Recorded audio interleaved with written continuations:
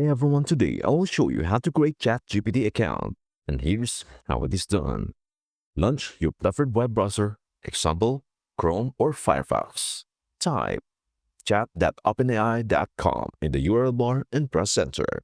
On the homepage, locate and click the sign up button. You can sign up using your email address, a Google account, a Microsoft account.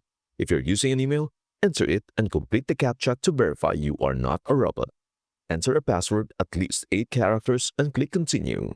Open the email inbox associated with the address you provided. Look for a verification email from OpenAI and click the Verify Email Address link. After verifying your email, enter your first and last name, then click Continue.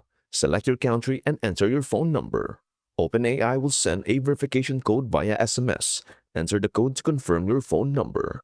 Once verification is complete, you can begin exploring and using ChatGPT. And that's everything you need to know about how to create ChatGPT account. Before we end, may I humbly ask you a favor. Please do like, share, and subscribe to our channel. This means the world to us. Thank you so much for watching. We hope to see you in our next video.